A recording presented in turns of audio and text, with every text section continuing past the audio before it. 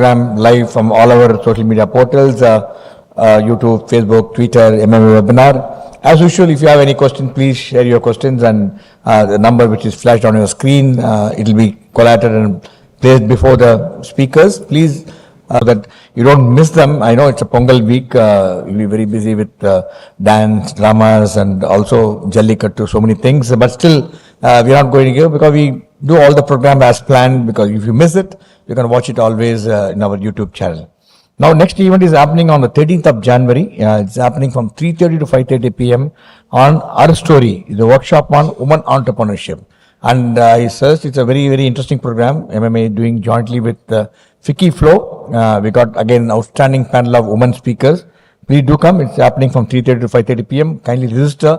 The joint program is, unless you register, we got only few seats reserved for MMA. Then on 20th of January, we have again, not to be missed event, third V. Narayanan Pans Memorial Endowment Lecture. And this topic is how e-commerce is transforming retail in India. And we have an outstanding speaker, Manish Tiwari, is a country manager and CEO of Amazon India. He's going to be coming and talking to us, and very rarely you get to my Amazon speaker, listen to Amazon speaker. They very rarely come and speak. It'll be a very, very interesting event. It's happening in person at MMA Management Center. Again, on 24th, we have an event, Well Left. Again, an outstanding speaker, Ms. Bharati Bhaskar. You all know she is a motivational speaker. You must have seen her many times in the debate, in Sun TV and other televisions. Well left, I asked her, what do you mean by well left? She says, when India-Pakistan match happened, Ashwin, the ball which came, he left it, and he got one extra ball, one extra run. That one extra ball, I think Kohli was able to score a sixer and India won. Like that, many times in your life, you have to leave them. That well left concept really helps you in your life. And you know the way the Bharati Bhaskar will correlate and present the thing, and if you not to be missed, please do come. It's happening on 24th January at evening, same time. Then on Friday, 27th January, again, very, very interesting event. Over the Barrel, a perspective on oil industry, oil markets, and its geopolitical drivers. We got one of the outstanding speaker, Mr. Ilango, is an authority on oil. He's a managing director of Hindustan Oil Exploration Limited. He is going to be talking on the subject, and Mr. Shankar, founder camps, will be leading the conversation. As usual, we are also starting the event in Tamil, and it's again restarting. It's happening on 30th of January. Management techniques in Tirukkural. It will be happening almost every month or alternate month. We are getting some outstanding Tamil scholars to come and speak on the management techniques from Tirukkural. We have Professor Moorthy. He's a Vice Chancellor of Tanjai Tamil University. He'll be coming and talking to us. That's a very interesting event. Then we have finalized lots of events in the month of February and March too. I will stick to only what's happening in January. Then we have also lined up quite a bit of events at our Reach Out program. A Bhupati & course happening on 18th of January. Then we also have chapter programs happening on 19th and 20th of January. Then we have event at Andhra Chamber of Commerce. Is Mind, Body and Business. It's happening in January on 25th of January. Then on 25th of January, another event is happening, recent trends in goal setting. It's happening in Institute of Material Management. On Friday 27th, improving workplace performance through empowerment. It's happening at Gumadipundi. Our Reach Out program, we are reaching out to every different part of Chennai. And at times, some members ask me why you are having one program of MMA at different places. Multiple programs of MMA at different places. How can we attend?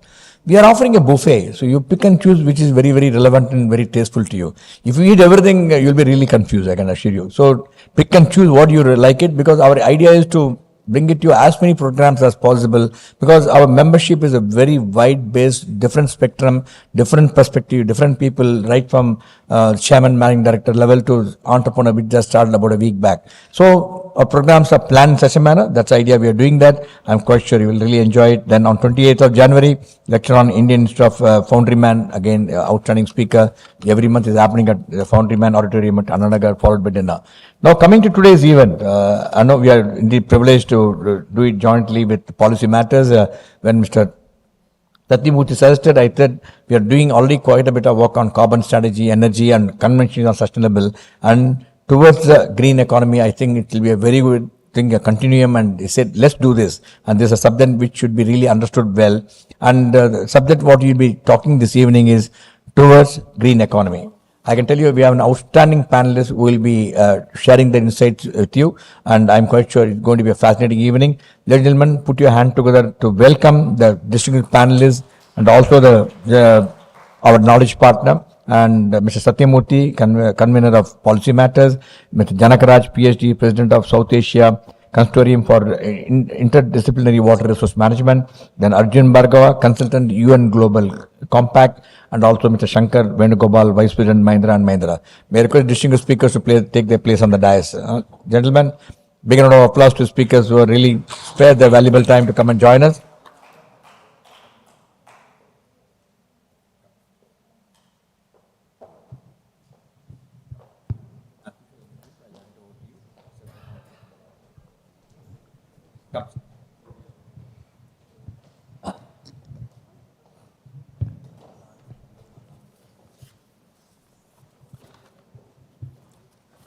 As usual, the format of the event is Mr. Sathiya will set the context, and thereafter each of the speakers will share their insights. Then there will be a free-flowing conversation between the speakers, between the panelists, between Mr. Sathiya and the speakers. And if you have any questions, please send to us. We scheduled to end this program by about 7:30. So our target should be to end by 7:20, so that we'll finish by 7:30, so that you get back home on time. Let me have the privilege of introducing our distinguished panel for this evening. To start with, good friend, great well-wisher of MMA, Mr. Sathiya is a convener of Policy Matters, Chennai. He is a policy analyst, political commentator, and namely, he's also specialist on Maldives and Sri Lanka, and also Indian politics and political system. I really love to read his article, which he shares almost every day. It'll come first thing in the morning, 4 o'clock, I'll get that one. And very, very interesting article. Thank you for sharing it patiently, day after day, month after month, every day. He has also written extensively on these subjects, both books as well as newspaper. He is associated with major newspapers, television channels, India and Sri Lanka, and also headed the Chennai Initiative of Observation Research Foundation, is ORF, one of the finest think tanks in India. A veteran journalist, author, is a convener of Policy Matters. Very warm welcome to you, Sathiya. It's a pleasure to have you with us this evening. We also have another distinguished panelist for this evening, Professor Janakarajan is a Ph.D., President of South Asia Consortium of Interdisciplinary Water Resource Management, and at present is also President of SaciWATERs, Hyderabad. He did his postdoctoral from Cornell University and also a visiting professor of International Development Center, QEH, Oxford University, and his key area of research include urban and rural water management. I also request you to slightly put off your telephone. No, it's good for you. It's sometimes keep away from the telephone. It increases your, I believe, life. I don't know. You try it out. It may be good. True. His key area of research includes urban and rural water management and water conflicts, transboundary. And he's also the convener of Kaveri family. It's a very, very interesting concept. Sometimes listen to him on this, which he started in 2003 for farmers to farmer dialogue to address the river water dispute, especially between Karnataka and Tamil Nadu. Dr. Janakarajan has written several books and presented scores of papers on this subject. It's very, very interesting. If you're not read, you must read this. Very warm welcome to Janakarajan. It's indeed a pleasure and privilege to have you with us this year. Let me have the privilege of introducing again a good friend and well-wisher, and also he supports closely our MMA Chengalpat chapter. Dr. Shankar Venugopal is the Vice President of Mahindra and Mahindra. Dr. Shankar is Vice President, as I mentioned to you. He leads technology innovation for Mahindra Automotive and farm business at Mahindra Research Valley. He is an inventor, and also 20 international patents and 5 Indian patents to his credit. He is an innovation coach and has trained about 2,000 innovators. I think that requires a big round of applause. To have around 25 patents to your name is really worth it, sir. We are indeed privileged to have you with us this evening. He was also recognized as one of the 50 most innovative leaders at the World Innovation Congress in 2020. Shankar received his PhD and a gold medal and also a best doctoral thesis from the Indian Institute of Science, Bangalore. And he pursues management education from Indian Institute of Management, Bangalore. And also Shankar leads his MMA Chengalpat chapter and is one of our proud chapter, and he's also part of our MMA team. Thank you, Mr. Shankar. It's a privilege to have you with us this evening. Then we have the final speaker for this evening, again, young, bright scholar, Arjun Bhargava. Arjun is a consultant from UN Global Compact Arjun Bhargava is a consultant with the climate team at the United Nations Global Compact New York, working remotely from India.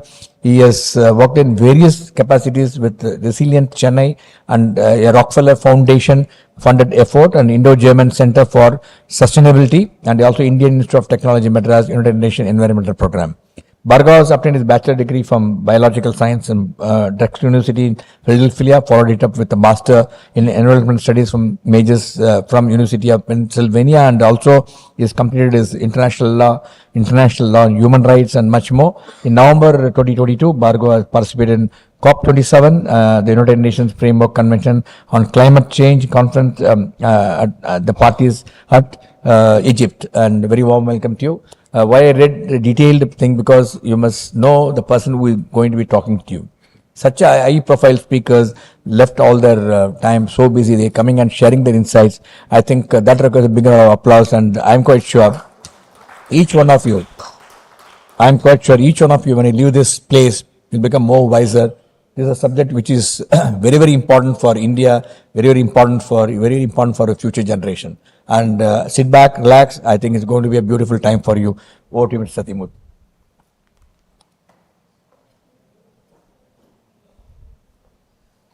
Good evening, everybody. Thank you, Vijay Kumar.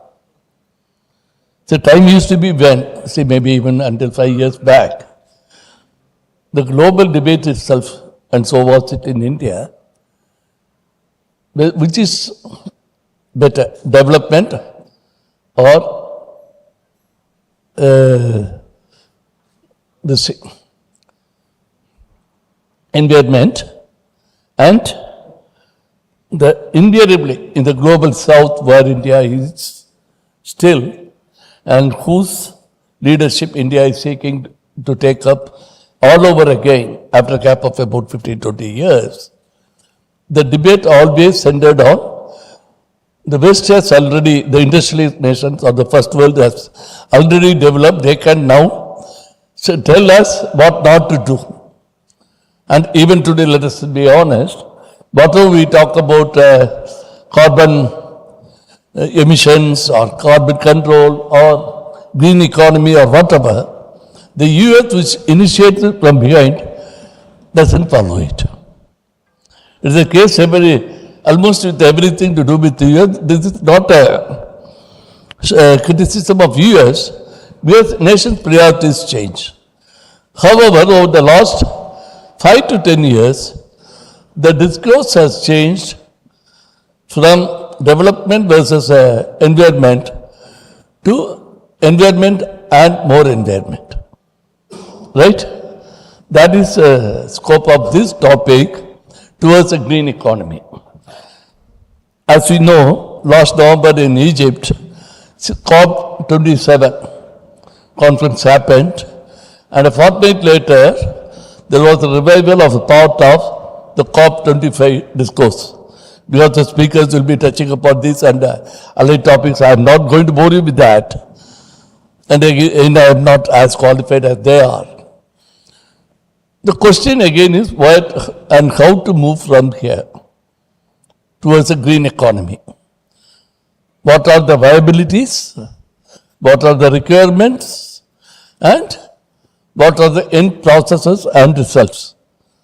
Particularly in the context of India, we are still developing, as you have to say, though we believe that we are already up there, we are not.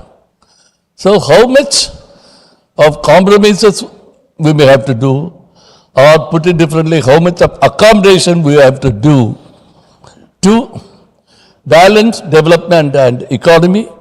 And as I said, we are no more talking about development versus economy, but how faster and how swifter the world should move away from carbon emissions and towards a green economy. That is the spirit of today's and title of today's talk.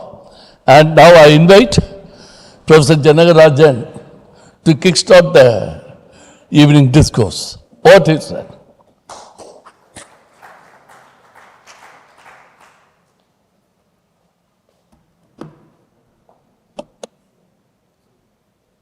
No PowerPoint. No presentation.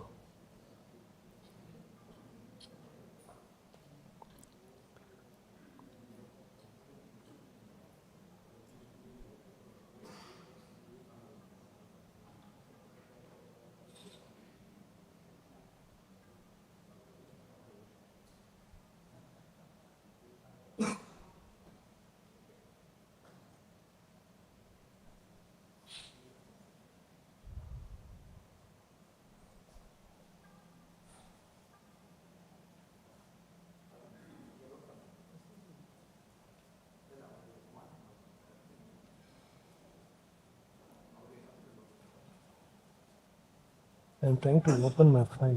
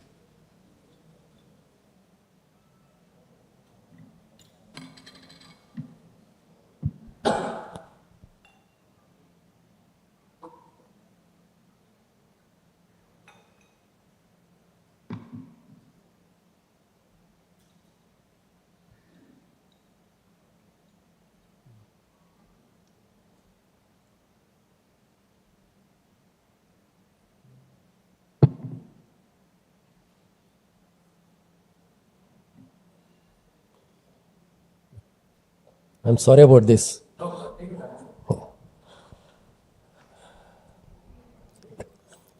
Thanks, Vijay Kumar and Sathiya for this opportunity. In fact, I should really congratulate MMA for giving that battle there.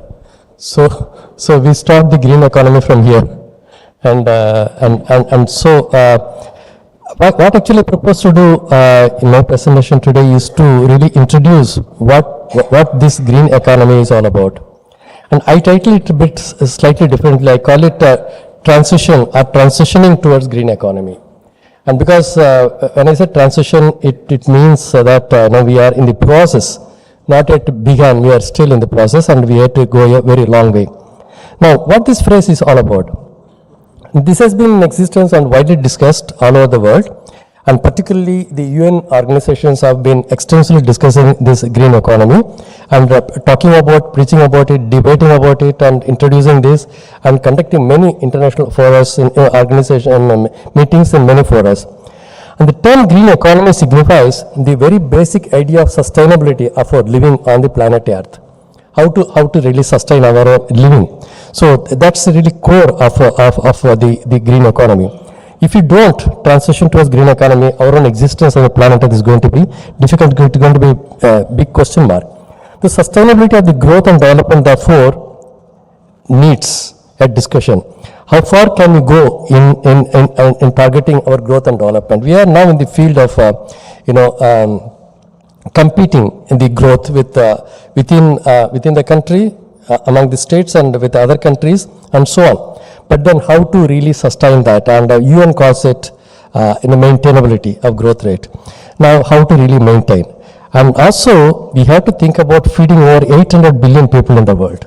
And we have to, it's just not about our country alone. We have to feed 800 billion people. If you don't, see, the biodiversity, international biodiversity meeting is going on now, which basically talks about the ensuring food security. If you don't ensure food security, biodiversity, you are not going to ensure food security. Then how to feed 800 billion people? So the issue is one of, again, centering around transitioning towards green economy. How to do that? So it means basically protecting, securing, sustaining the life systems on planet Earth. Overall, the green economy is basically connoting a low carbon economy. That's what we want to achieve.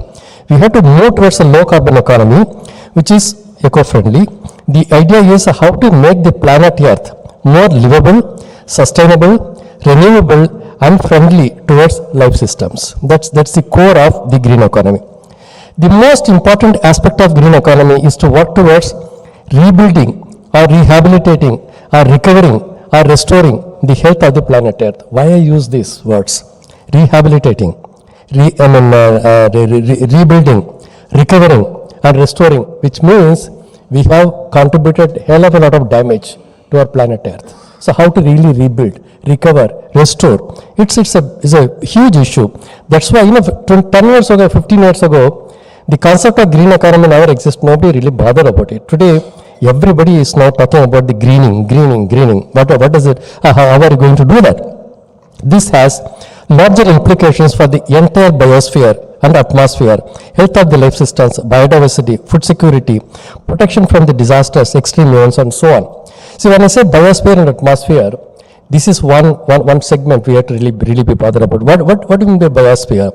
Biosphere includes your lithosphere, hydrosphere, and also your, the soil systems and so on. So you really have to protect all these.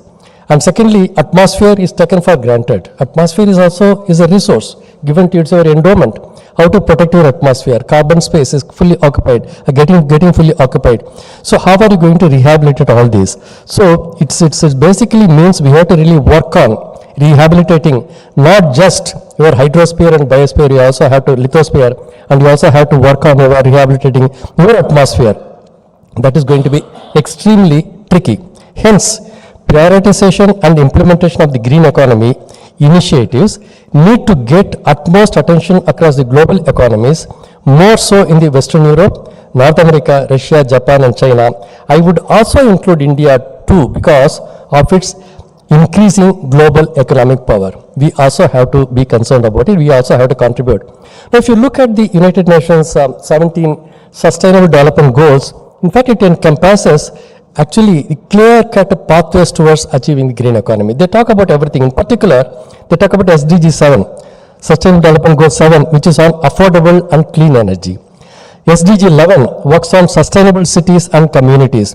SDG 12 on responsible production and consumption. Very important. Responsible production and consumption. SDG 13 on climate action.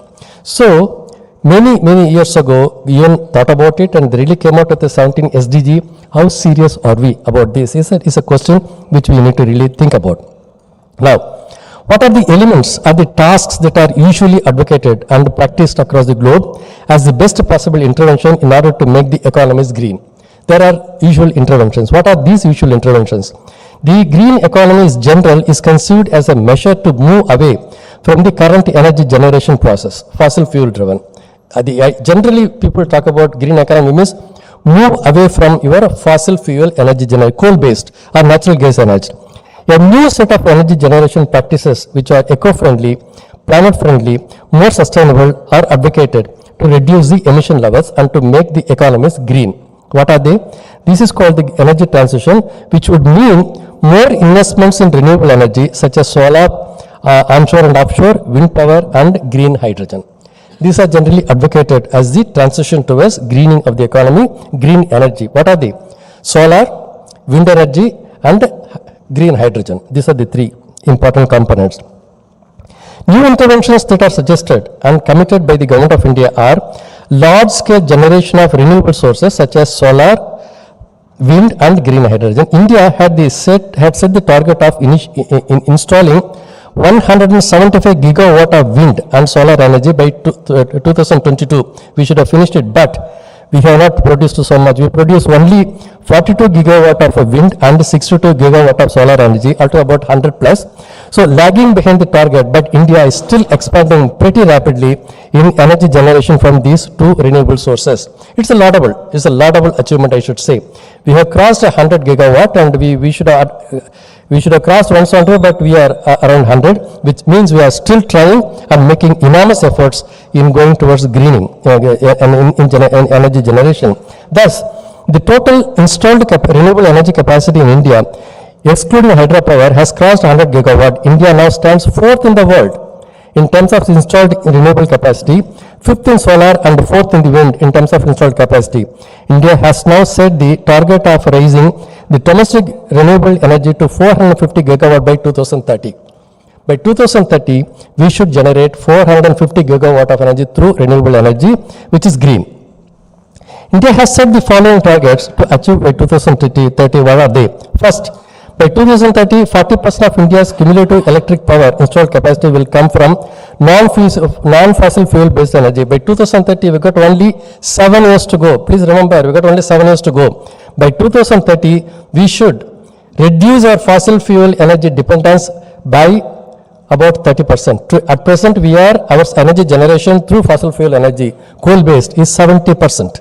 We are using 70% of our energy that uses from coal, for fossil fuel-based, but we have to reduce it by we have to reduce it by 60%, which means we have to produce at least 40% of the energy from non-fossil fuel. We got only 7 years. Is it achievable? Question mark. Second, India will reduce the emission intensity of its gross domestic product by 33 to 35% compared to 2005 levels by 2040.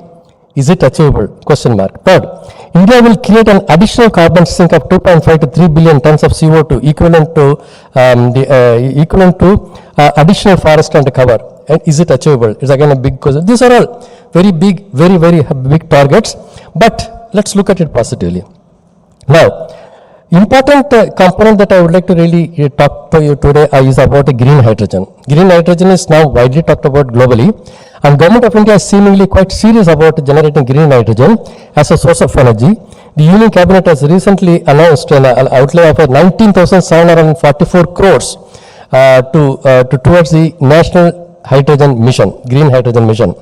What does it mean? It means India is making he wants to make India as a global hub for production, utilization, and export of green hydrogen. How far it is going to be possible? It's a big kind of a dream project for the Government of India, and how far it is going to be possible, I don't know. Let's see. The green hydrogen policy aims to generate 5 million tons of green hydrogen annually from 2030 onwards, which is actually the quantity of hydrogen consumed by the industry today. How much is that? 5 million tons is what the industries are consuming today, which is non-green. But we want to produce green hydrogen. How this green hydrogen is produced? By splitting the water, H2O, separate hydrogen and water, and for that you need electrolyzers. And 5 million tons of green hydrogen would mean production of electrolyzers capacity with a capacity of 32 gigawatt, which would consume 100 million liters of good water, potable water. So you need 115 million liters per day, good water, to produce 5 million tons of green hydrogen. That is one requirement. Secondly, this would also need the setting up of 90 gigawatt of solar and 38 gigawatt of wind power, which in turn would need 340,000 hectares of land.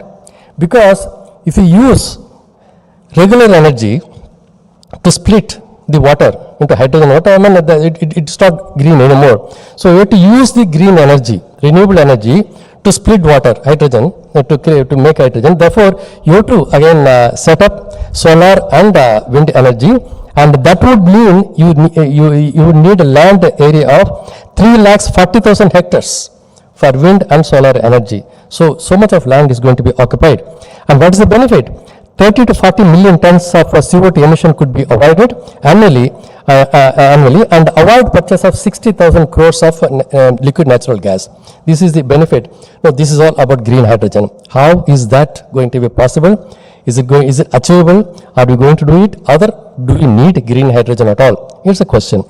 Nevertheless, this production of green hydrogen has got lots of problems, because you need electrolyzers, and these electrolyzers need energy, and also needs to be produced, which is again a big question mark. And you need to store, and storage is going to be a very big problem. Careless storage can result in hazards and potential risks. And again, transport is again a problem, and the transport and distribution, you need to have a leak-proof pipe system, and so on. And then, and also you have to have an end-use acceptance. People should opt for it. You spend so much money, but then if you don't opt for it, then you don't have the demand. So the aspirations for higher growth rates and work towards a $5 trillion economy is going to be questioned, because this $5 trillion economy that the Prime Minister announced is based on the usual energy that you are producing.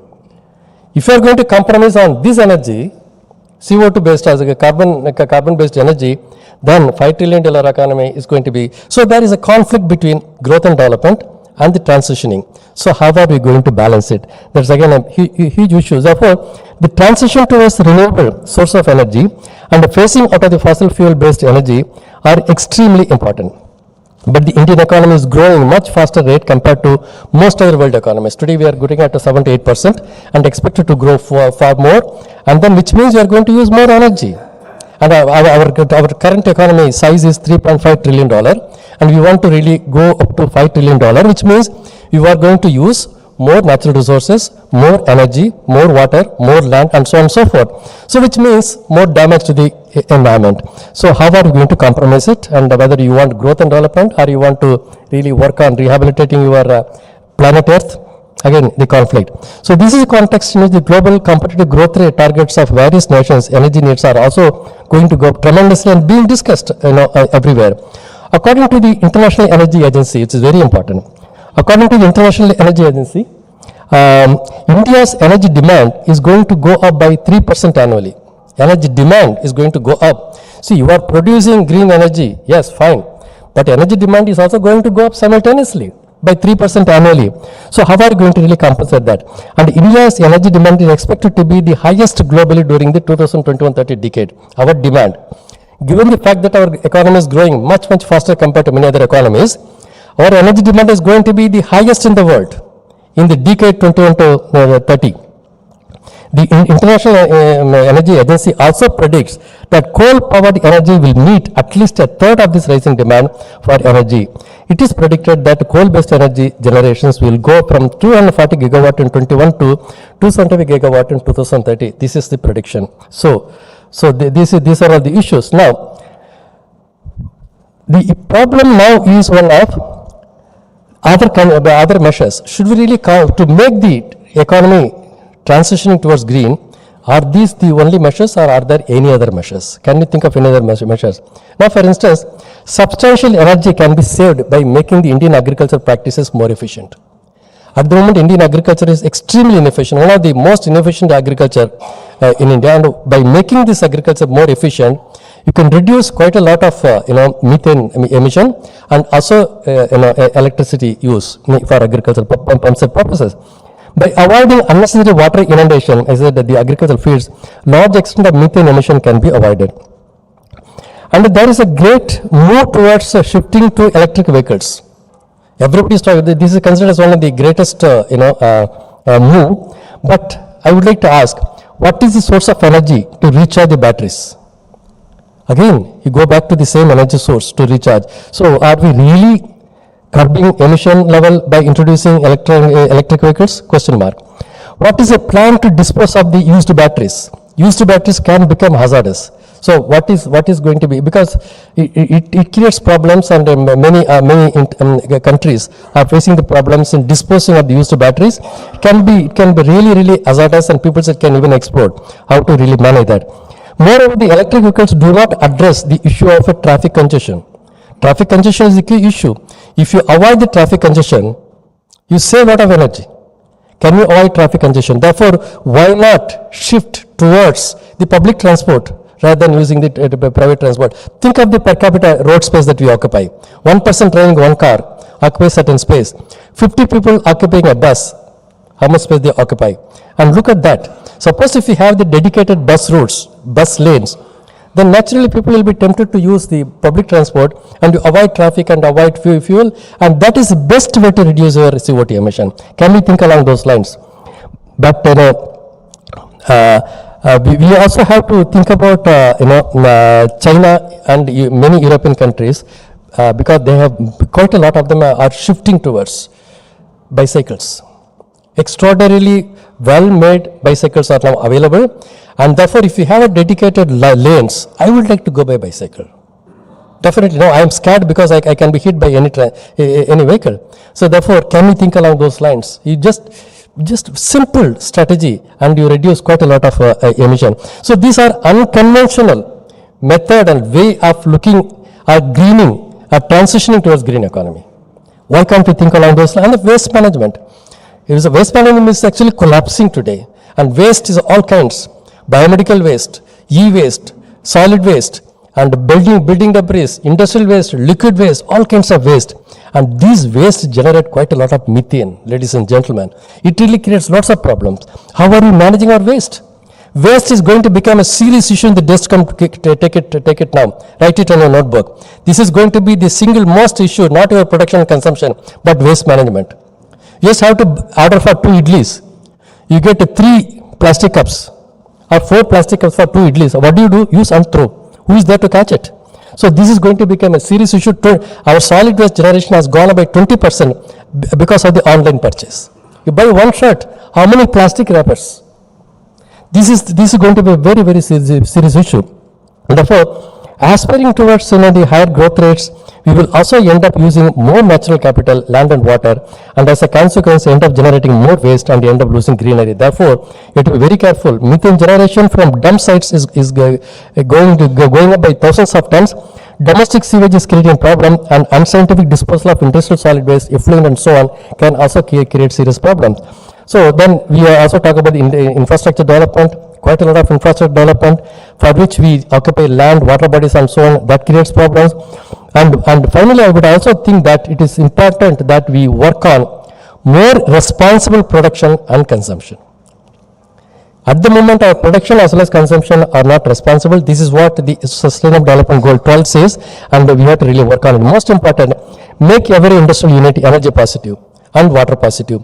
You should generate your own energy, and you should tap your own water, and you be water positive.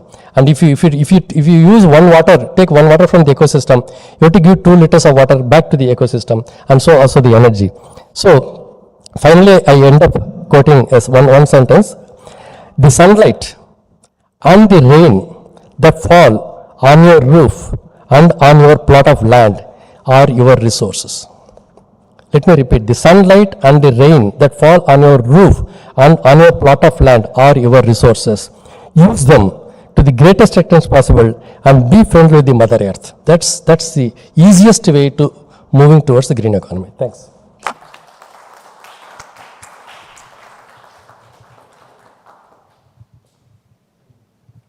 Thank you, Professor Janakarajan, for this comprehensive speech. There is also what, as you mentioned, I'm just taking one minor point that you have, rather what I'm going to say is a minor point from what you have said. There's a lot of gap between the policy, theory and policy. For instance, you talked about cycling. And we have been expanding our roads and streets. 2-lane roads become 4-lane road, 4-lane road become 6-lane, 6-lane becomes 8-lane. There are subways and flyovers. But whatever cycling space was available on the road, no government agency is talking about it. So, even if someone wants to adapt that method, there's no way he can do it on our roads, not even in our bylanes. This is the dichotomy that we are facing in every respect, big and small. Now over to you, Doctor. Sure. No? Yeah. The church.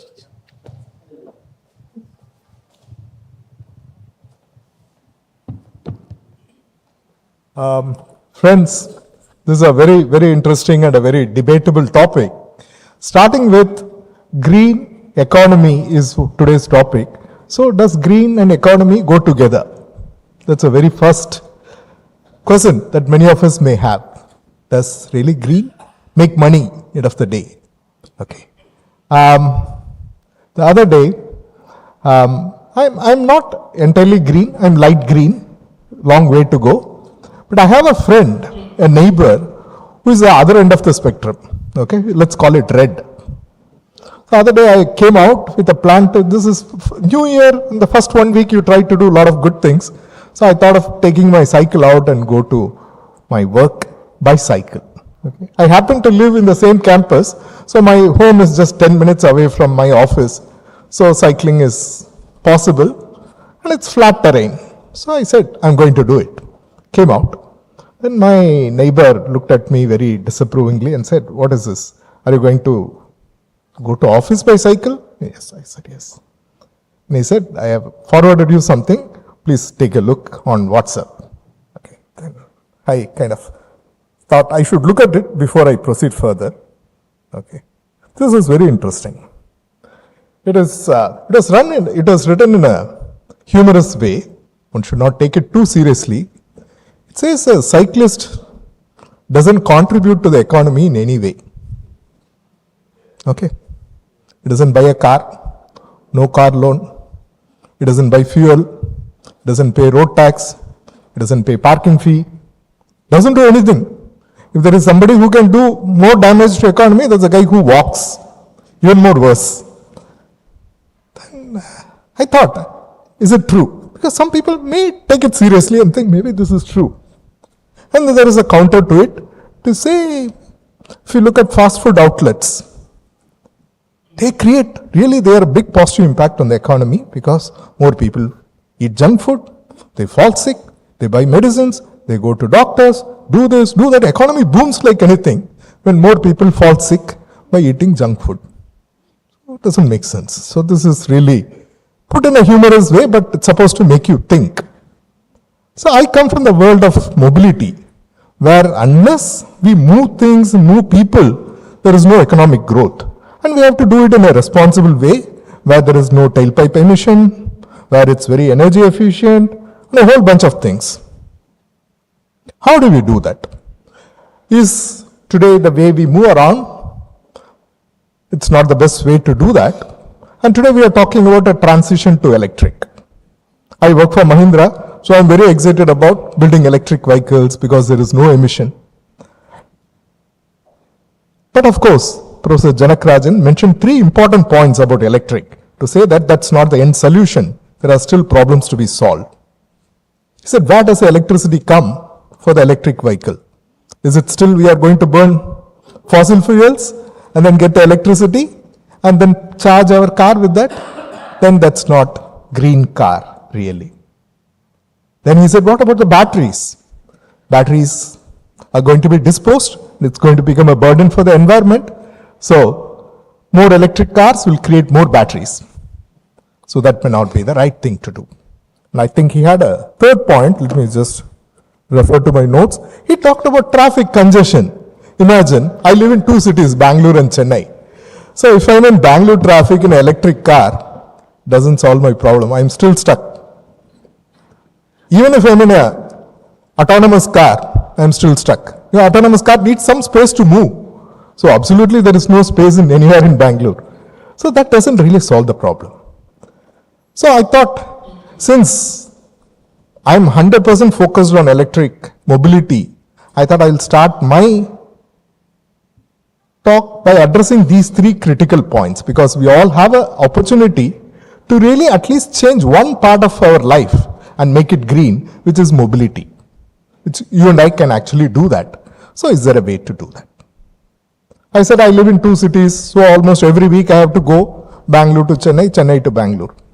So what is the greenest way to go between Bangalore and Chennai? Can you guess? What would be the greenest way? Train. Okay. Who said train? Can you just, oh, thank you. Sure. Any other counter ideas? Is there a greener way? Flight. Okay. What else? Video conference. Thank you for that. Thank you. One of the earliest mobility problems, if you look at, this was between Ganesha and Subramanya, Muruga. Both of them wanted to go around the globe and get that priced mango. So Muruga took his peacock and went around. I don't know what was the carbon footprint that he generated by going around the globe, but it being a peacock, maybe it's relatively small. But Ganesha did something smarter, just went around his parents and said it's an equivalent thing. So maybe I can do a Skype call, I can do a FaceTime, I can do so many things without actually going there. But I did a few things and finally I'm using train for the last few weeks. I tried this Vande Bharat and stuff like that, pretty good. I'm able to work during those 4 hours also, it's pretty nice. So, but it's a fundamental challenge and it needs a mind shift to see, is there an alternative to traveling really? Even if you're talking about tourism going around the globe, there are virtual things that are coming up with AR, VR and metaverse. Tourism is one area where there is a lot of interesting things expected to happen. I was in Delhi. This was a few months back, almost 6 months back. Almost every house had multiple air conditioners, and even in the night time when I stepped out, it was pretty warm. It's like the day in Chennai. That's how Delhi was. For the person inside the house, it's very cool and comfortable. But for the person just outside, so that's what, when it comes to green, and when you talk about building a green economy, one thing that we should remember is a phrase that we all heard many times, which is Vasudhaiva Kudumbakam. The whole world is one family, believe it or not. Just because you are cool and comfortable inside the house and it's hot outside, you think you will continue to be cool and comfortable? Not really. It will come back to you sooner or later. The whole world is one family. Whatever we do is all connected. There is no way one can avoid. Butterfly effect. You call it anything, but we need to understand that it's a system level problem that we are trying to solve. It's not a local problem. What happens in one end of the globe is definitely going to affect something the other end. So coming back to the electric mobility, one thing that's all the OEMs have recognized is we cannot use coal-powered electricity to charge electric cars. So we are looking at solar and wind in a very big way. But the catch there is solar or any renewables need storage. You need a battery, typically a lithium-ion battery to store the energy. And you need the same battery also for the electric vehicles. So suddenly there is a double the demand for these lithium-ion batteries. So far the batteries we are using only for the phone and for the laptop. Now suddenly we are going to use very large amount of batteries, both for the renewables and also for the electric vehicles. Are we ready to make that large amount of batteries? Batteries need lithium, and there are only 4 places where lithium is available in plenty: Argentina, Bolivia, Chile, Australia. That's it. Remember, China is not there in this picture. Only these 4 countries have lithium. All China has is a trade agreement, long-term trade agreement with these countries to process lithium and make the batteries. Fair? Nickel-cadmium batteries are there. The highest energy density comes from the lithium-ion batteries, both the energy and also the power density. So on a vehicle, when you need instant energy, this makes a lot of sense. But there could be alternatives. Very soon somebody will surely come up with something better. But today that's the best. So this is a story around lithium. So we need to mitigate some of the supply risk around lithium before we start scaling it up. The second point in terms of the battery wastage, because battery has a finite life. What happens to the battery after we do this? So there are multiple things that people are trying to do around this. One is what we call as a second life of the battery. See, once the battery power health deteriorates less than 80%, it can't be used in a car. But it's still good. It's 80% good. What do we do with that? Take it for home inverter kind of applications. It can serve for another 5 years, 6 years in a home inverter. That's what we call as a second life of the battery. After that, what we do? Today we have companies which can retrieve almost 90% of the material that goes into a lithium-ion battery. One such company is Redwood Materials. There are quite a few companies who have metallurgical processes in place to retrieve and reuse these scarce materials to make fresh batteries. That is possible. And that's a big business opportunity for a country like India. We can really recycle and reuse these batteries. Traditionally, we are good in materials and metallurgy technologies. This is a strength area for us. We can very well look at it. There's a lot of money around that. The third is, just because in an electric car, the traffic congestion is still there, how are you going to address that? The electric car will also be a smart and connected car. In the sense, it's IoT, It can talk to other cars, it can talk to traffic signals, it can talk to parking lots, it can talk to so many things in and around the car. That's going to solve two big problems. One is to streamline the traffic flow so that the signals and the vehicles talk to each other and they can plan. Second, it solves yet another important problem, which is what we call as a range anxiety. A lot of us are used to filling our petrol or diesel tank and driving very long distances without worrying that we may run out of fuel. But with electric car, that's not possible. The battery has limited charge, so there is always an anxiety amongst the users about what will happen if the battery runs out. This connected feature is going to address that problem also, because the car can talk to the charging station, find out its availability, book a slot. The charging station also will know how much charge is remaining in the battery of this car. The OEM serves like an umbilical cord for all these electric cars, so that you will never be alone, even on a highway, even in a new place, you're always connected. So there is always help available. So we have to look at electric not as standalone, but look at it electric, connected, and also shared. It's very important to look at shared mobility. That's when we'll be able to do the best use of it. Because if we own the car, we'll be using it for 1 or 2 hours in a day max. But if it's a shared vehicle, it can be used for longer hours. That's faster utilization, better utilization, and faster return on investment. That's how a lot of the shared mobility providers like the Olas and the Ubers, they're very excited about electric. So we are looking at shared, electric, connected, and semi-autonomous, where it can drive to some extent by itself and optimize so that you get better efficiencies. Of course, what Saira mentioned about the train, it's very important for us to look at public transportation, the buses, the trains, the long distance trucks, how they can become electric, because that's a big opportunity for us for savings. Whatever we say, for India to sustain its economic growth, we need to have sustainable mobility in place. Sustainable mobility, sustainable at all levels, design, manufacturing, end of life, disposal, at every single stage, we need to look at it from a green perspective. That's the only way we will be able to sustain the economic growth that we have today. It's very, very important for all of us. I'd like to wrap up again with the Sanskrit shloka. Manas ekam, vachas ekam, karman ekam, mahatmanam. India has a true potential to be a global leader when it comes to green technologies and green economy. This is an opportunity that we just cannot afford to miss. For that, we have to think green, speak green, spread the awareness, and enable green. If we do that, it starts from home, right from kitchen practices. You get this milk and curds in a small plastic pouch. I used to just nip the bud and throw it off.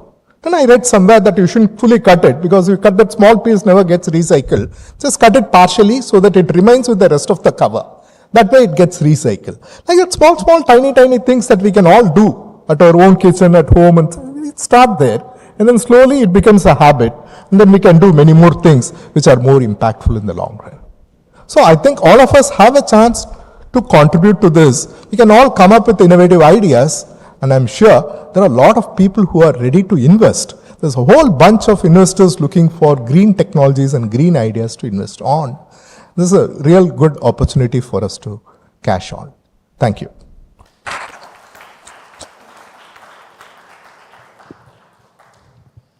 Thank you, Dr. Shankar Venugopal. Now over to you, Arjun.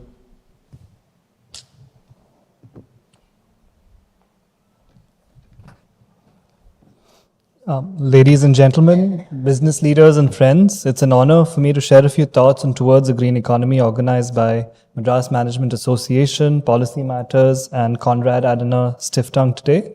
I thank Sathimurthy sir and Group Captain Vijay Kumar for the invitation. My name is Arjun Bhargava and I am a climate change consultant with the United Nations Global Compact. Launched in 2000 by former UN Secretary General Kofi Annan, the UN Global Compact was initiated to bring business and the United Nations together to give a human face to the global market. As a special initiative of the UN Secretary General, the United Nations Global Compact is a call to companies everywhere to align their operations and strategies with 10 principles of the UN Global Compact in the areas of human rights, labor, environment, and anti-corruption derived from international agreements and conventions. Our ambition is to accelerate and scale the global collective impact of business by upholding these 10 principles and delivering the Sustainable Development Goals through accountable companies and ecosystems that enable change. With more than 17,000 companies and 3,000 non-business signatories based in over 160 countries and 69 local networks, the UN Global Compact is the world's largest corporate sustainability initiative, uniting business for a better world. Madras Management Association also has a wide membership and a bold vision to be the fountainhead of world-class management excellence in India. It fosters and nurtures management expertise by combining Indian ethos with global management thoughts and practices. And what is more inherent to our Indian ethos than caring for our own people, our employees, our workers, and our communities? As India transitions to a net zero economy, we have to ensure that we keep people and job creation at the heart of this transition. A green economy focuses on the economy, investment, capital and infrastructure, employment and skills, and positive social and environmental outcomes. And therefore, to move towards a green economy, we must ensure that any transition to a green economy and net zero is inclusive. And ensuring that it is a just transition is critical. Now, what is just transition? According to the International Labour Organization, just transition means greening the economy in a way that is as fair and inclusive as possible to everyone concerned, creating decent work opportunities and leaving no one behind.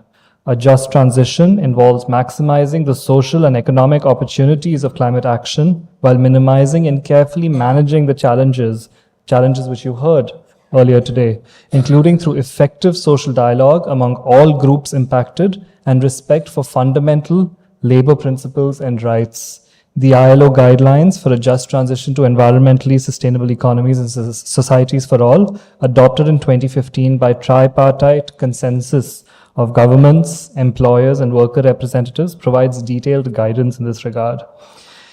Now, you all are aware that to avert catastrophic climate change, we need to halve global emissions by 2030. If we fail to do so, we will not have a fighting chance of keeping temperature rise to 1.5 degrees and avoid the devastating impacts of climate change. It's important for companies in their decarbonization journey to set a science-based target, an emission reduction target in line with climate science. 110 Indian companies from India have either committed to or have set science-based targets out of over 4,000 globally. Now, as companies in all sectors work to drastically reduce pollution from fossil fuel use, they must also simultaneously ensure there will be positive impacts for their employees, workers, and communities. It's important to equip labor markets with the high-level skill sets needed for greener jobs. This includes services that are available and easily accessible to all, including adequate training and professional development services and reskilling workers. According to the ILO, 25 million new jobs can be created in a green transition with a loss of only 7 million. With people at the heart of the transition, we at the UN Global Compact launched our Think Lab on Just Transition at COP26 in Glasgow, which I manage at the UN Global Compact. We have brought 27 companies from across the world, out of which 3 are from India, namely Renew Power, Wipro, and the Mahindra Group, along with over 15 civil society and international organizations such as the ILO, International Organization of Employers, the International Trade Union Confederation, among others. These companies and partners shape thought leadership on just transition and aim to demystify what a just transition looks like through the lens of adaptation, finance, renewable energy, and supply chain. The Think Lab on Just Transition builds on the ILO's Just Transition guidelines and is anchored in the 10 principles of the UN Global Compact and the 2030 Agenda. Coordinating climate action and sustainable development means harnessing opportunities to generate green jobs with decent working conditions, to reskill and upskill the workforce, to promote gender and social equity and inclusion, to reduce poverty, and to contribute to the Sustainable Development Goals. Just transition also means fairly managing the transition's economic and social impacts and risks. This includes risks to business assets and infrastructure, job losses and decent jobs deficits, risks to human rights, including lands rights and indigenous people's rights, and other negative impacts, especially on society's most vulnerable groups. Assessing, preventing, and mitigating negative impacts on workers, frontline communities, and enterprises should be an integral component of climate action. So by embedding a just process into the net zero transition, harnessing its social and economic opportunities, and fairly managing its impacts on people, a just transition facilitates a speedy transition. Moreover, private sector support for a just transition benefits people, but it also benefits business. Just transition can help companies reduce risks and costs, enhance productivity, improve stakeholder alignment, including with customers, policymakers, and investors, and mitigate systemic risks. In September 2022, the Think Lab on Just Transition launched its first deliverable, the Introduction to Just Transition, a brief for businesses, which builds on the ILO guidelines and provides an introduction to the central role of the private sector in ensuring a just transition for all, covering just transition's foundation and meaning, priority actions for companies, relevant areas of work, and the business case, as well as a glossary of key terms and a resource guide for those who are not familiar with some of the terms. As most of you know very well, climate change and the climate transition affect geographies, industries, and individual companies in different ways. We probably have a very diverse set of industries represented in this room today. So it's important to note that the principles of just transition are universal, but companies and business functions apply them differently. Our Introduction to Just Transition brief highlights some of these differences and outlines 7 priority actions to help all companies understand just transition's principles, identify gaps in current practices, and generate ideas for improving alignment. First, we recommend that companies make a map of internal touch points and priorities on just transition, which means you conduct a little research on what your priorities on just transition are and connect with relevant stakeholders within your company. Second, set a foundation through robust policies and practices to respect rights at work and other human rights and ensure responsible business conduct. Third, engage with your worker organizations, governments, and all stakeholders affected about these transition plans. Fourth, make long-term business plans that integrate these just transition principles, mitigate negative impacts, and maximize opportunities for your key stakeholders. Fifth, take action to carry out just transition plans. Sixth, partner with governments, employer organizations, regional and sectoral initiatives, and across supply chains for more coordinated action. And finally, the 7th action, which is to measure and report actions, challenges, and impacts related to just transition to promote learning and accountability even with your peers. Indian companies have to work together with the government to strengthen just transition planning. As of October 2022, India, according to some reports, achieved 166 gigawatts of renewable energy capacity till October, as against a target of 175 gigawatts by 2022.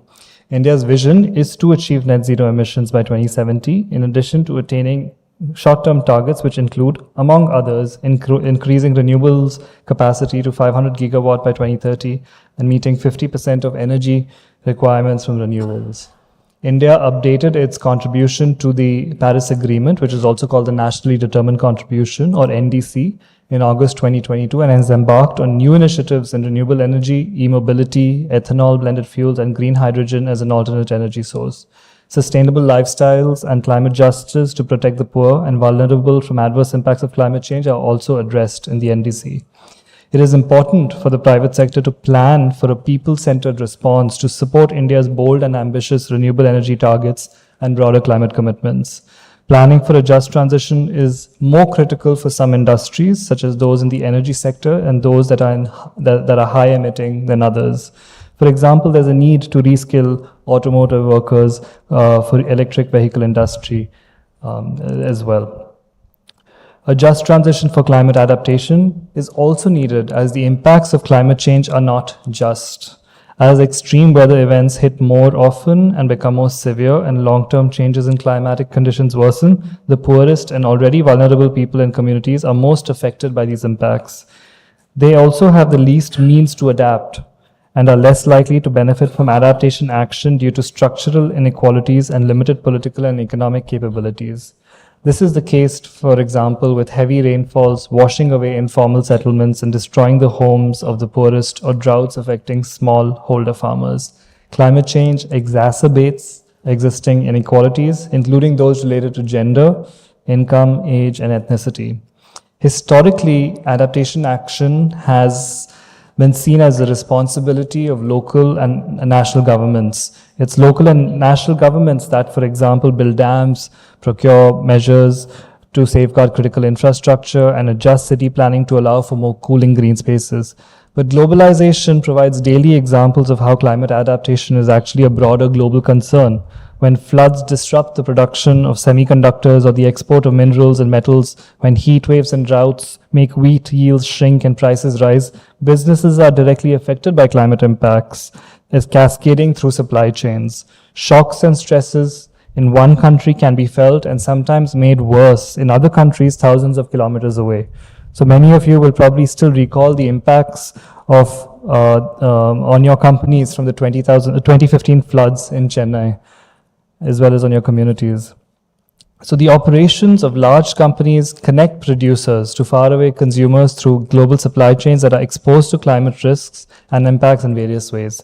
Climate change and misguided adaptation action can cause resource scarcity, such as water scarcity affecting human health, hunger, crop yields, and mining and processing facilities. They can jeopardize jobs and livelihoods, exacerbate conflict, and cause supply chain disruptions. This is why adaptation action is important for large multinational corporations that aim to achieve a just transition. A just transition strategy for businesses that integrates climate adaptation can help reduce unequal burdens and leave no one behind.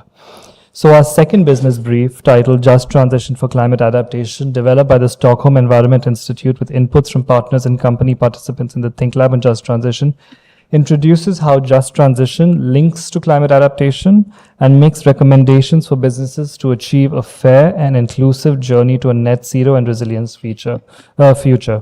This brief also outlines 7 recommendations for businesses to achieve a just transition for climate adaptation. First, integrate social and environmental objectives into the business strategy through a social dialogue. Build coalitions, including with your competitors. Improve because you face similar challenges. Third, improve data collection and sharing. Fourth, strengthen supply chain resilience. Finance a just transition and climate adaptation. Partner with local and regional governments to devise adaptation strategies that advance a just transition. And finally, advocate for clear division of responsibilities for a just transition, also to support climate adaptation. Finally, in December, we launched Financing a Just Transition, a third business brief, which explores how financial functions within companies such as yours and institutions can advance a just transition by addressing 4 core elements of operations: strategy, governance, risk management, and metrics and targets, and by engaging policymakers to support an enabling environment, particularly on fiscal policies, financial regulations, and transition plans. The brief examines how finance can leverage its cross-cutting position in the real economy to advance a just transition by partnering with governments, labor, business, and civil society, allocating capital, managing related risks, and harnessing opportunities while contributing to a robust informational infrastructure. At the UN Global Compact, we will continue to strengthen thought leadership on just transition by further exploring linkages with renewable energy and supply chain, 2 other thematic areas that we are embarking on in our work. I thank you for your patience and time and hope that our collective response to climate change will always be people-centered for an inclusive green economy. Thank you.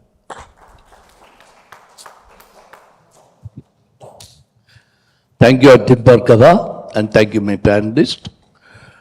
Now the floor is open to questions from the audience. Please. Here, then there. Introduce yourself. Yeah. Address the question to one of the panelists by name. Hello. Okay. Good evening. My name is M. Ganesh.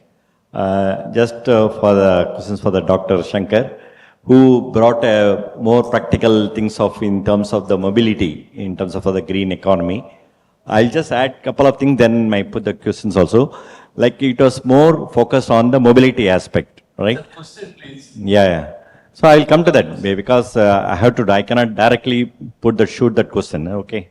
So how we can extend this green economy, not only the mobility at home as well as in the commercial offices and places, and also in public this one. So that will add more integrated to all the spheres of our life rather than specific to the mobility. Thank you.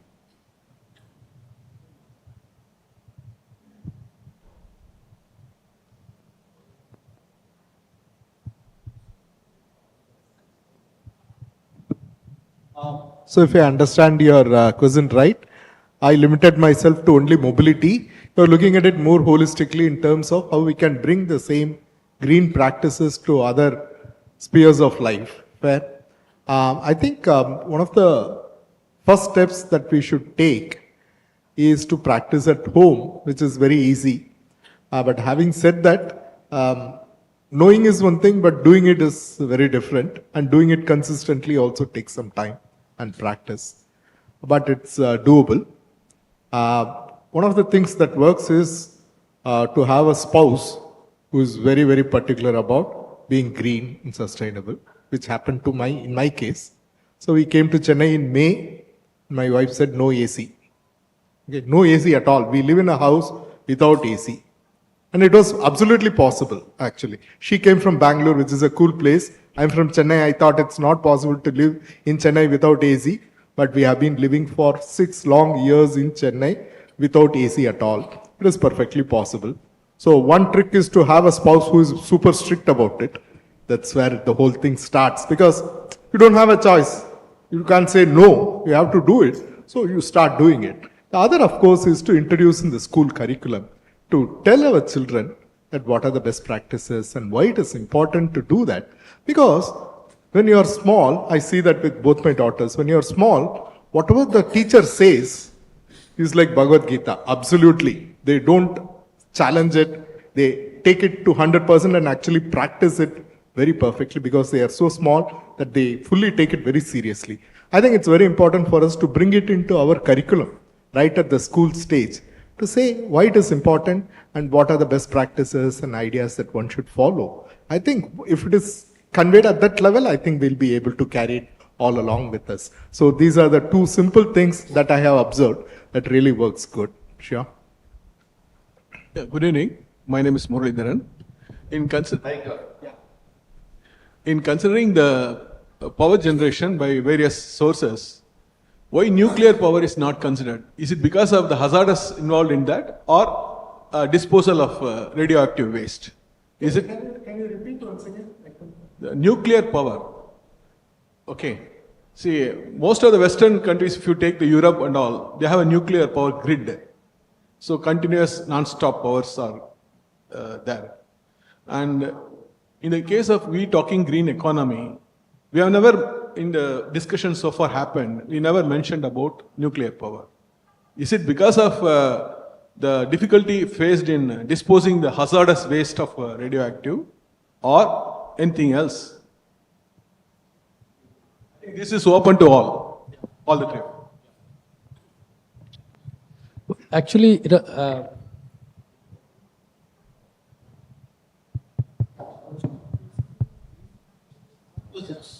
okay, I didn't mention about the nuclear power because of, safety measures, most important. Compared to, for instance, the safety measures that is being used, France is a country which is producing 87% of the energy need comes from the nuclear power, okay? And they're phasing out, but still, they are still the largest producer. Compared to Western countries, the safety measures that we have in the country is nothing. Therefore, that is why, it's a very scary. And in fact, I was in Kudangulam, I was talking to the district collector. Sir, what kind of a safety measures do you have? What kind of a disaster management strategy that you have? He was just looking at me strangely. I said, what? Disaster management measure?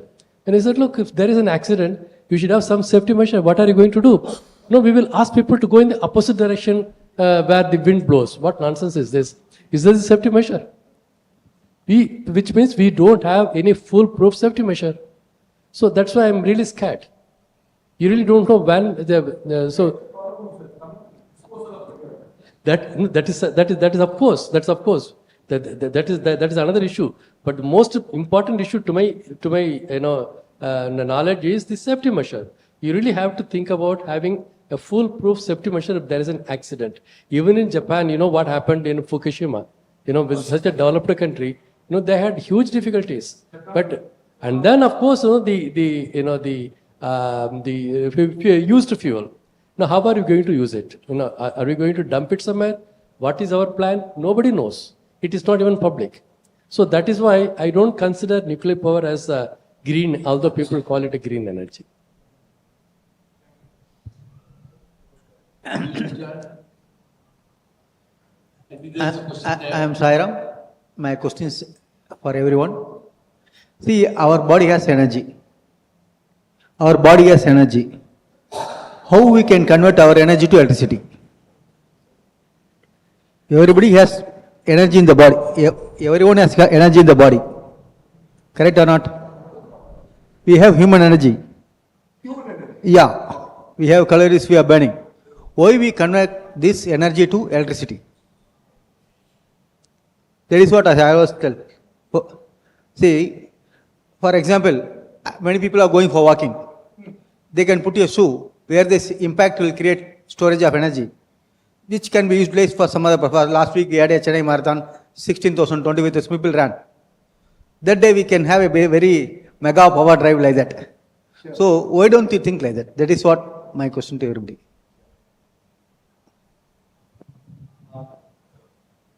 All I can say, Sairam, is one very interesting anecdote from the life of Edison, who had more than 2,000 patents. So you can imagine the level of invention that he has been pursuing. So a friend of his comes home, and then Edison has a very long garden path. The end of it is his house, and there is a very heavy iron grill gate. And then his friend has to open it with a lot of effort. And then he comes, finally meets Edison and says, "You're such a great inventor with so many patents. Your gate is so heavy, I have to spend so much energy to open the gate. You could have done something about it." Edison says, "Yes, I did something about it. Every time somebody opens a gate, one bucket of water is drawn from the well and is put in my garden. That's how my garden is so green." So I think it needs a very inventive mind to really look at how we can convert a lot of the day-to-day activities, a lot of things that we do into useful energy that can be stored and reused at a later stage for more convenient applications. The piezoelectric is one way where you can convert anything mechanical, kinetic energy into electric energy, and you can store. That is one easy way of conversion. And there are a whole field of energy conversions mechanisms, like from one form of energy to another, which we can start systematically leveraging. The only thing that is preventing us today is the conversion efficiencies are very small. 2% and 3% is a conversion efficiency. That's how we are unable to visualize practical applications based on many of these conversions. It's nice, you can use it like a sensing mechanism, but you still cannot actuate something because the low efficiencies of conversion. That's the only challenge, nothing else. Anybody else? Please.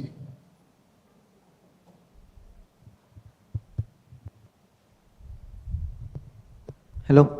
Good evening, sir. My name is Bharat. I am pursuing my MBA in ISSM Business School. So my question is to Dr. Shankar, sir. Sir, is that possible to charge our vehicles using solar panels? If it possible means who are all using the vehicles, is there using the solar panels to charge the vehicles, do you think? Conceptually, yes, but practically, no. Because again, the same conversion efficiencies that I talked about. So if you cover the entire car surface with, say, flexible solar panels, there is some amount of energy that you can capture and use, maybe for lighting or some ventilation. Some small applications you will be able to generate sufficient energy, but may not be sufficient to power the car itself. So for which the conversion efficiency of photovoltaic materials has to significantly improve. But still, every small thing matters. Because if you use solar energy for powering something, maybe you can go extra 1 kilometer from the energy stored in the battery. So still it is something useful we should do.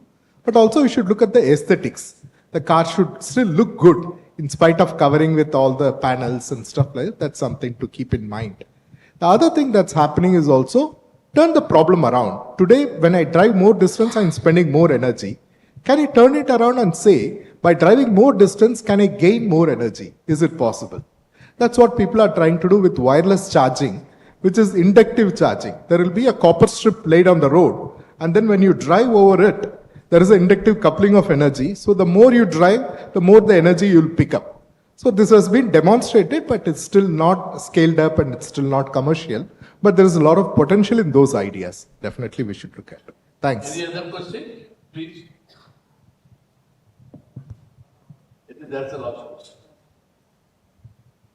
I am Mohan from IEEE Computer Society. Just want to know the impact of circular economy and green economy, and is it possible to enforce circular economy in various countries? Because though we talk about circular economy, it is not being practiced. How far we can enforce it, particularly considering the green economy is a core point and climate change, so many other issues are there. Yeah, circular economy is a big, huge subject which is being practiced all over the country, all over the world now. Even Greater Chennai Corporation has set up labs for circular economy, generating energy from the solid waste, and they are doing it in a small way. Now it is actually considered as one of the best solutions, green solutions for managing the solid waste as well as for generating energy from the solid waste. And not only that, personally speaking for myself, I never use the word waste. Waste is something which is it's like something which you discard. No, for me it is actually a resource. So I don't call, that's why it's called a circular economy, where you use the used materials. So it's not a waste that you discard. It's actually a material. It's a used resource, used material which you really regenerate for creating something else. So in fact, there is something called a sewage treatment plant. I don't call it sewage treatment plant. I call it resource recovery plant. So the circular economies should also be called, resource recovery, energy generating plants, so that our own outlook itself is more optimistic and positive. So that's how we build the green economy. See, the whole issue is one of change in your lifestyle and change in your attitude. In fact, somebody asked, what can we do as an individual? What can we do at home? It's a lifestyle change, basically. You really have to think differently. The most critical issue is, for instance, we are talking about extensively the generation of non-conventional source of energy as the green energy. No doubt, it is green energy, like solar, wind, and so on. But your lifestyle is still conventional. So you have to really change. You have to really have a different attitude, where Dr. Shankar said, look, he's not using it as a lifestyle change. He's not using AC. It's a lifestyle change. It's not that he cannot afford it. He can afford it, but he doesn't want to use AC. It's a lifestyle change. So these are all the kind of lifestyle changes that one has to think about. Very critical at every home. I assure you, you can really reduce the carbon emission by 20 to 30%. What else do you need? You cannot really reduce carbon emission so much through the green energy generation. So what you really need is a lifestyle change. Every one of us should think about what can I contribute. And in fact, I have been in the recent times working on climate literacy and outreach programs. These are extremely important. In fact, I speak to the LKG, UKG students also. I give them, lessons. You know what lesson? You have to really count how many liters of water that you are using every day. For a 5-year-old girl should be able to tell me, I used 20 liters, 30 liters. Okay, fine. Where is this water going? It's going somewhere. It's going there, here and there. Won't find out. See, these are all the lessons. So this is the kind of awakening that children will get. And imagine what a 10-year-old boy or girl, 20-year-old boy or girl will get. So slowly you build. This is what's called climate action. Climate action should start at individual or the household level, and then you build the economy. It doesn't mean that, you should not think about greening and transitioning towards green economy. You do at the national level, but we also have to change. We also have to cut. Please. One quick point I wanted to build on what he said. There is a scientist, Washington Carver. He went on to find applications for the peanut, this humble groundnut that we all eat. So we can think of maybe chickpea based on it, oil, making oil out of it. Maybe if we stretch our mind, we can think of 10 possible applications of groundnut. Can you guess how many applications that Carver came up with? Just take a guess. 300. 300, not just application, he made products which can be sold in the market. 300 products based on groundnut. Because he found that farmers were all going for cotton and there was a mad rush and they were incurring losses. So he wanted to give them an alternative. So he locked himself inside a lab for a whole week and kept working with groundnut and set 300 products which he could demonstrate. And this man says, same thing that what Professor said, there is nothing like a waste. God has not created anything without a use, without an application. It's just that we haven't figured it out. If we put enough time, the way he locked himself inside a lab for a week, if we really put our mind on it, we'll be able to find a practical use for it. That's how he has summarized his whole research based on this. But these 300 products are all, a whole list is there. I'd encourage you to look at it, what all one can do with a very commonly available thing that's all around us. Sure. Last question for the floor. Good evening, this is Sivanation. So, my question is, especially after the Russia-Ukraine war, we have seen like how German or Europe itself is suffering from energy crisis, like how Russia have cut the electricity. And even after this crisis, they are suffering in the winter because they have moved from more from conventional to green energy sources and more sustainable energy like policies were being taken. But after this, having suffered a lot, do you still think practically they will go back to green or like go back to oil? And on the other hand, we are also learning that. Yeah, that's a question. So, do you really think the green economy kind of policies which they have made will practically work after so much sufferings? Is your question that is a green economy practically achievable, correct? Yes. Okay, sure. Maybe I will share this with you. It's a kind of a journey. So there's a very beautiful 5-stage framework where today if you are at level 0, level 1 to all the way to level 5 in a circular economic framework, how we can progress across multiple industries with a lot of examples and case studies. That gave me the confidence that there is a path, but we have to create the trajectory and progress step by step by step. And we can't do it alone. We need the right collaborators, a nice ecosystem around it to support us. But it is practical. Today, maybe we are in level 1 and having visibility only till level 2. But the framework goes all the way till level 5. And once we have a trajectory, it's just a matter of time. We'll be able to achieve it. But you need to have that visibility. That's where it is. So after studying that detailed report, today I feel very confident that it is something practical and achievable.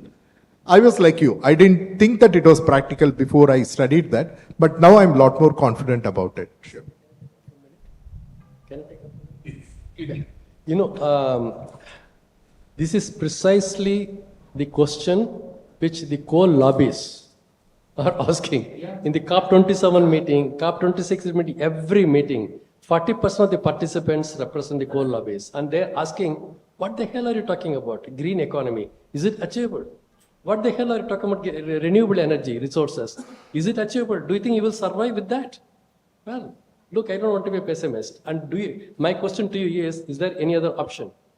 Would you like to continue to burn coal? Let me put that question to you. I would say no, certainly not. I don't want to. I don't want to burn coal.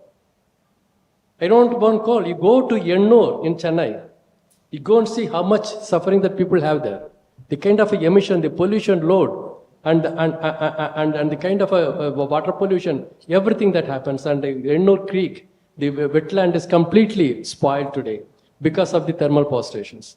Are we really aware of it? We don't care about it, you see. All that you need is energy 24 hours, uninterrupted. Therefore, it's a dirty energy. No doubt about it in my mind.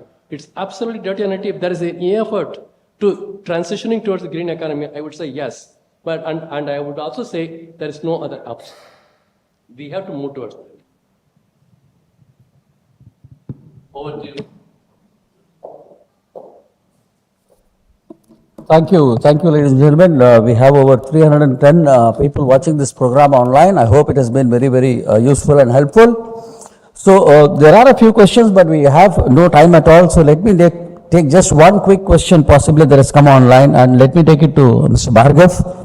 He's been one of the silent speakers this evening. The question is also very relevant. It says, you talked about this from Ms. Anne. Yes, you talked about the multinationals participating in this program on green economy. From an industry perspective, how much involvement and commitment is there, and how do you compare India with at the international level in this?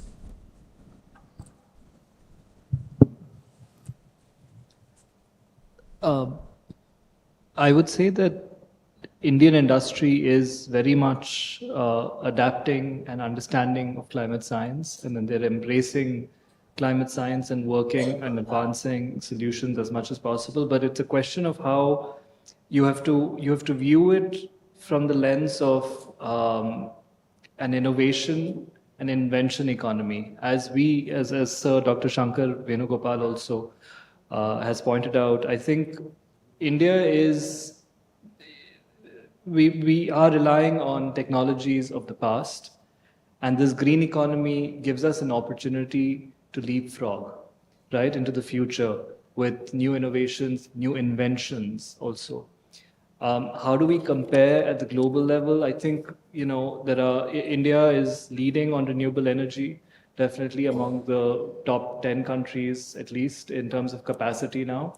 So, but specifically on industry, I'm not quite sure what the gentleman or lady is asking about, if, chemicals, or it depends on the context, frankly. Yeah. Right, I understand. It depends from industry to industry as well. Yeah, so that's a very too generic a question. Yeah. So thanks. I think you answered that question on how does India compare at the global level. I think with that we'll put a hard stop to this very, very interesting conversation. There are a few more questions, but I guess we'll save it for another day. May I request Mr. Suresh, past committee member of MMA and also past president of Hindustan Chamber, to join me and honoring the guests on the stage. May I request Mr. Sathimurthy also to join us, please.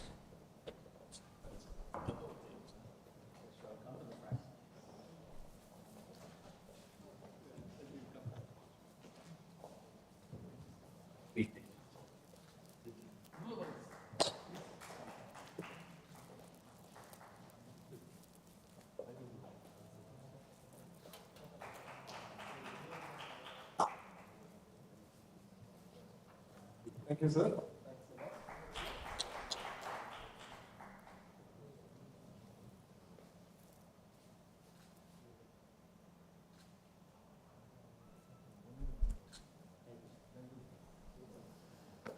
Thank you, Mr. Satyamurthy, once again for bringing the best speakers this evening, and the Policy Matters have always been a partner with MMA on all such programs. Thank you once again.